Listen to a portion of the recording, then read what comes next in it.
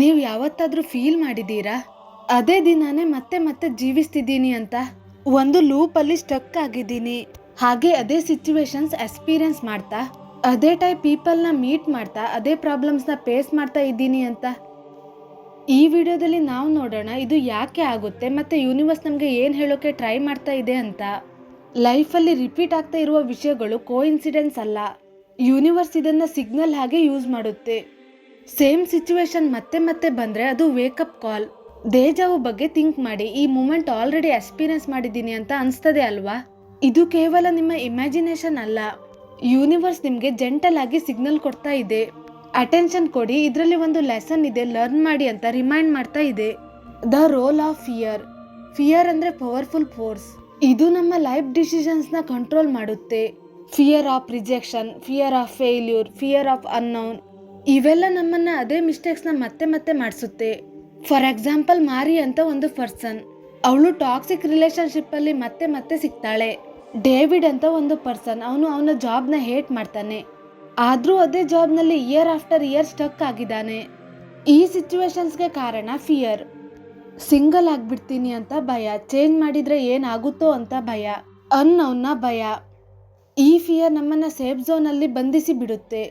ಜಾಗೃತ ಮನಸ್ಸು. ನಮ್ಮೆಲ್ಲರ ಒಳಗೆ ಒಂದು ಜಾಗೃತ ಮನಸ್ಸು ಇದೆ. ಈ ಜಾಗೃತ ಮನಸ್ಸು ಈ ಪ್ಯಾಟರ್ನ್ಸ್ ಇಂದ ಬ್ರೇಕ್ ಆಗಬೇಕು ಅಂತ ಕೇಳುತ್ತೆ. ಫಿಯರ್ ಹೇಳುತ್ತೆ ಕಂಫರ್ಟ್ ಝೋನ್ ಅಲ್ಲಿ ಇರು ಅಂತ, ಆದ್ರೆ ಜಾಗೃತ ಮನಸ್ಸು ಕೇಳುತ್ತೆ ಬೇರೆ ಆಪ್ಷನ್ ಇದೆ ಅಲ್ವಾ. ಈ ಮನಸ್ಸು ಕ್ಲೂಸ್ನ ಹುಡುಕುತ್ತೆ, ಚಿಕ್ಕ ಚಿಕ್ಕ ಸೈನ್ಸ್ನ ನೋಟಿಸ್ ಮಾಡುತ್ತೆ, ಬೆಟರ್ ವೇ ಇದೆ ಅಂತ ನಮಗೆ ಹಿಂಟ್ ಕೊಡುತ್ತೆ.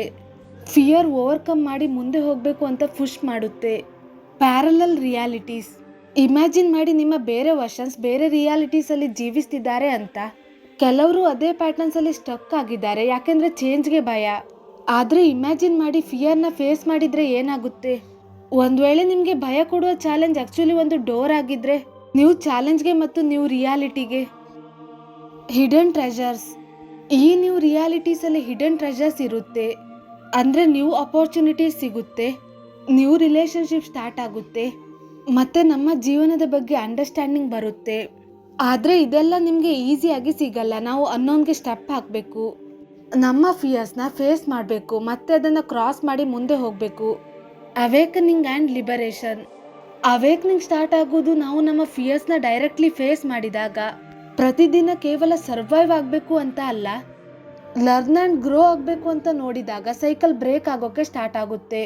ಫಿಯರ್ ಯಾವಾಗಲೂ ರಿಯಾಲಿಟಿಯಿಂದ ಅಲ್ಲ, ನಮ್ಮ ಇಮ್ಯಾಜಿನೇಷನ್ ಇಂದ ಬಿಲ್ಡ್ ಆಗುತ್ತೆ. ಈ ಫಿಯರ್ಸ್ನ ಫೇಸ್ ಮಾಡಿದಾಗ ಅವೆಲ್ಲ ಕ್ರಿಯೇಟ್ ಮಾಡಿದ ಇಲ್ಯೂಷನ್ಸ್ ಕ್ಲಿಯರ್ ಆಗುತ್ತೆ. ಇಲ್ಲಿನಿಂದ ಟ್ರೂ ಲಿಬರೇಷನ್ ಸ್ಟಾರ್ಟ್ ಆಗುತ್ತೆ. ನಾವು ಫಿಯರ್ಸ್ ಇಂದ ಬೌಂಡ್ ಆಗಿಲ್ಲ ಅಂತ ಅರ್ಥ ಆಗುತ್ತೆ. ಎಕ್ಸ್ಪ್ಲೋರ್ ಮಾಡಕ್ಕೆ, ಗ್ರೋ ಆಗಕ್ಕೆ, ಲೈಫಲ್ಲಿ ನ್ಯೂ ಪ್ಯಾಟರ್ನ್ಸ್ ಕ್ರಿಯೇಟ್ ಮಾಡಕ್ಕೆ ನಾವು ಫ್ರೀ ಅಂತ ರಿಯಲೈಸ್ ಆಗುತ್ತೆ. ರಿಮೆಂಬರ್, ಪ್ರತಿ repeated experience learn and grow ಆಗೋಕ್ಕೆ ಒಂದು ಅಪರ್ಚುನಿಟಿ.